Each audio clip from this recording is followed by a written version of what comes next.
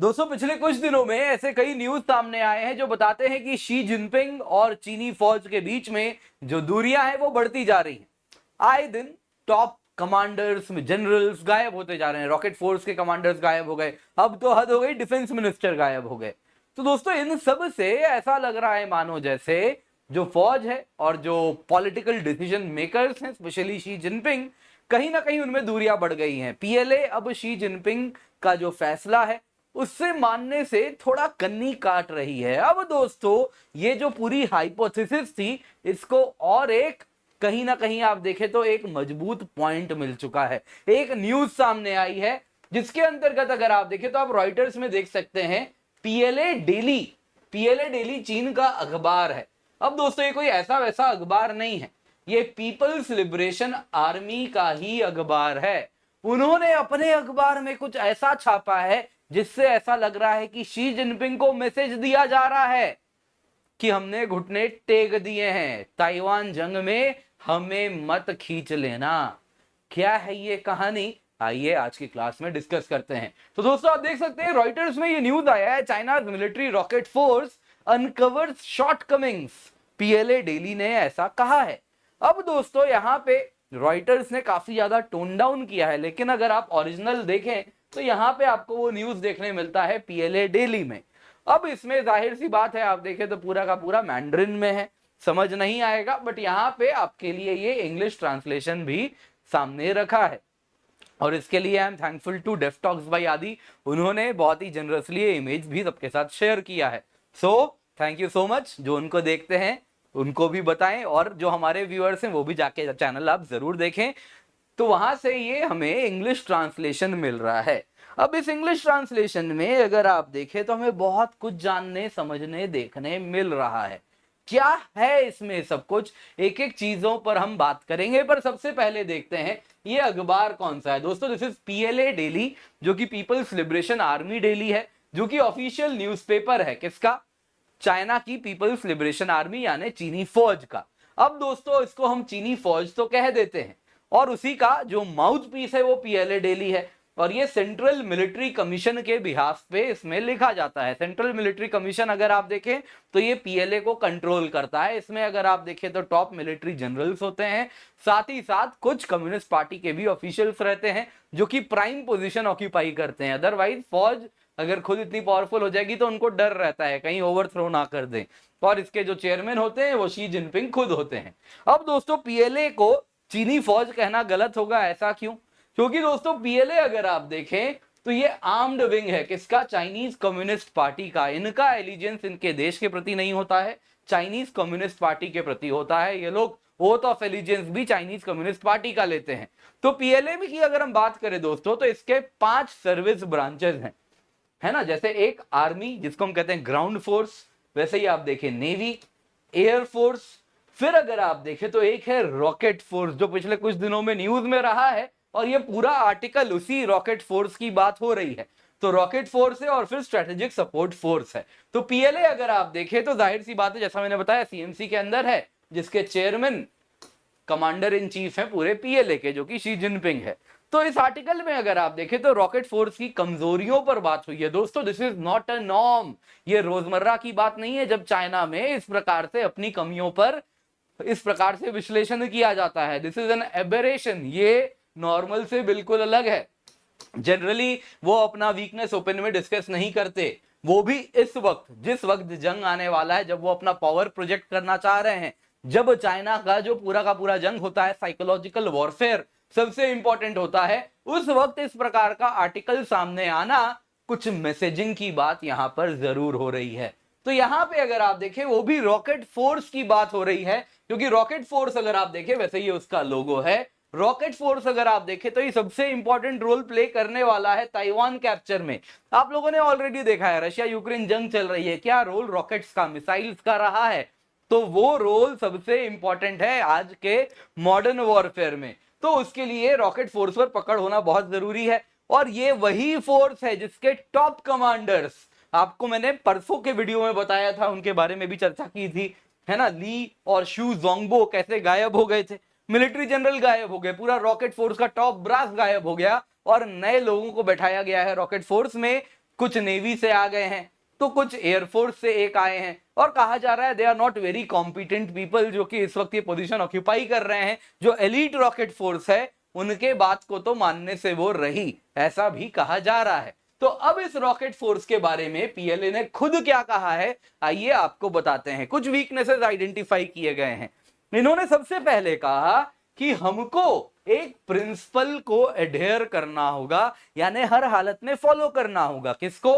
सुनिए, रिसर्च पहले कीजिए फिर डिसीजन लीजिए। क्या मतलब होता है इसका? रिसर्च पहले कीजिए फिर डिसीजन लीजिए, यानी कि आपके जो डिसीजन मेकर्स हैं शायद वो सही डिसीजन नहीं ले रहे, वो कुछ भी ले रहे हैं। डिसीजन कौन ले रहा है, किसके तरफ यहां इशारा हो रहा है? मुझे तो लगता है टॉप कमांडर जो है शी जिनपिंग या फिर उनके जो क्लोज एड्स हैं उन्हीं के तरफ इशारा किया जा रहा है। जो टॉप डिसीजन मेकर्स हैं वो रिसर्च नहीं करते, ऐसे ही डिसीजन ले लेते हैं without knowing what is happening in the ground. Ground reality से बहुत दूर है वो सब, और इस प्रकार से डिसीजन ले रहे हैं। नेक्स्ट देखिए क्या उस आर्टिकल में सामने आया है। रॉकेट फोर्स को बहुत चैलेंजेस फेस करना पड़ता है इंप्लीमेंटेशन में। आर्टिकल ने कहा है कि ऐसा लग रहा है, आर्टिकल जो कहना चाह रहा है कि they are not being trained regularly, training में कमी है रॉकेट फोर्सेस के ऑफिशियल्स में। तीसरी बात सुनिए, बड़ी अजीब लाइन लिखी है, समझ ही नहीं आ रहा इसका क्या मतलब है। अगर आपको क्या इसका मतलब लग रहा है तो मुझे जरा बताइएगा, आप क्या समझते हैं। What can be solved on the front line will never be delayed in the conference room। अब ये बड़ी विचित्र लाइन है, उसमें क्या मतलब है इसका? मुझे जो मतलब लग रहा है कि डिसीजन मेकर्स, क्योंकि दोस्तों हुआ क्या है ना, मैंड्रिन से जब इंग्लिश में ट्रांसलेशन हुआ है तो कुछ शब्द भी इधर उधर हुए हैं, तो इस वजह से मैं आपको डायरेक्टली वही बता रहा हूं जो मैंड्रिन से इंग्लिश में आया है। तो उसके बाद जो मुझे पूरा मुद्दा लग रहा है, अगर मैं पूरा का पूरा अखबार जो लिखा है आर्टिकल है उसका टोन को समझते हुए आगे बढ़ूं, तो मैं ये समझ पा रहा हूं कि जो डिसीजन मेकर्स हैं वो ऑन ग्राउंड चैलेंजेस को नहीं समझ रहे, या फिर जो ऊपर बैठने वाले लोग हैं जो कॉन्फ्रेंस रूम में बैठ रहे हैं वो फ्रंट लाइन के चैलेंजेस से बिल्कुल भी अवगत नहीं है। अगेन किसके तरफ इशारा हो रहा है? शी जिनपिंग के तरफ। उसके बाद सुनिए, अब यहां पे तो directly communist party of China पे इन लोगों ने बंदूक तान दी।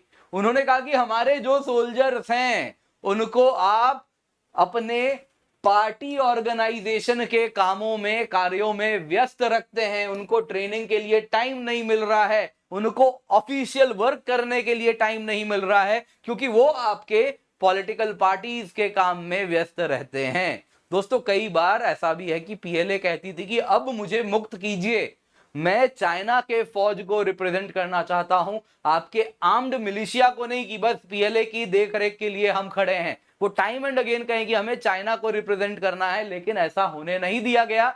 और आज के टाइम में अगर आप ऑब्जेक्टिव्स देखें, पीएलए का प्राइमरी ऑब्जेक्टिव है कि हर हालत में चाइना में चाइनीज कम्युनिस्ट पार्टी का वर्चस्व बना रहे, वो बनाए रखना is the primary objective of PLA.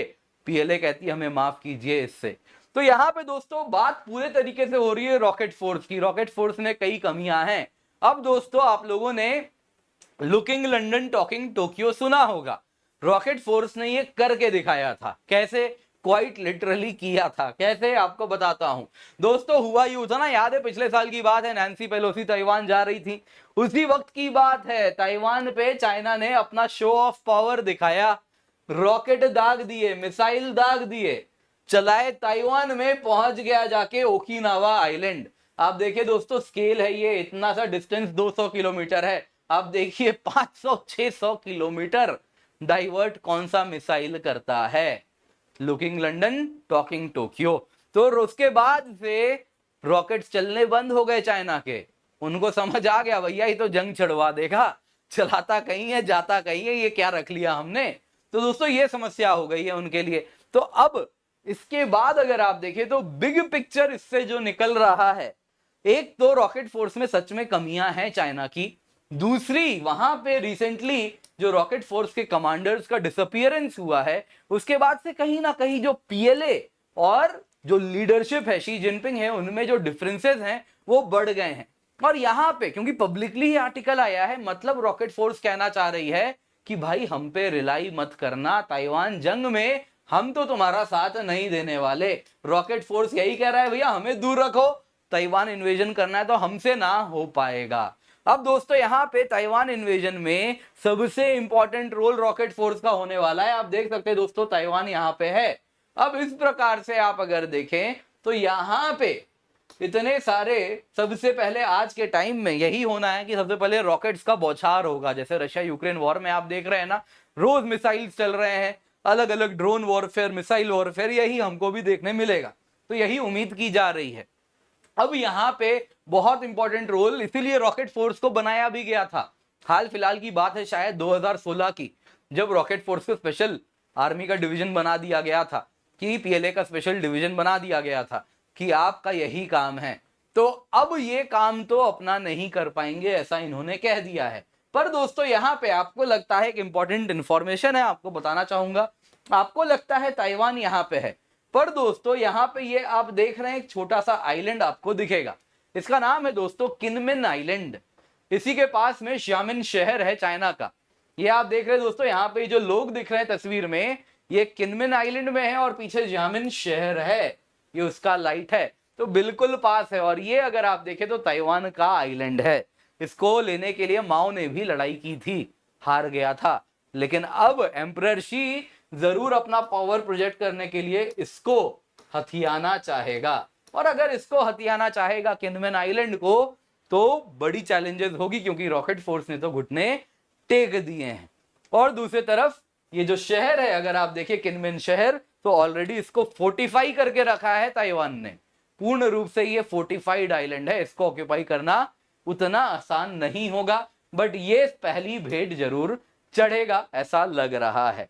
तो दोस्तों उम्मीद करता हूं आपको आज का जो हमने न्यूज डिस्कस किया है पसंद आया होगा, तो लाइक जरूर कीजिएगा और इस प्रकार के वीडियो के लिए सब्सक्राइब कर दीजिए ना, एक ही तो बटन है, जल्दी से दबाइए सब्सक्राइब। अब तक क्यों नहीं कर रहे हैं? इस प्रकार के न्यूज, इस प्रकार का एनालिसिस यहाँ पे आपको मिलेगा। एंड इसके लिए आप सभी का धन्यवाद। सब्सक्राइब बटन आप लोगों ने दबा दिया होगा उम्मीद करता हूं। साथ साथ यहाँ पे एनवायरमेंट के भी क्लासेस हो रहे हैं, तो उसको भी जरूर देखिएगा एंड सब्सक्राइबर का नंबर जल्दी से बढ़वा दीजिए। तो लाइक करें, वीडियो को शेयर करें और चैनल को सब्सक्राइब करें।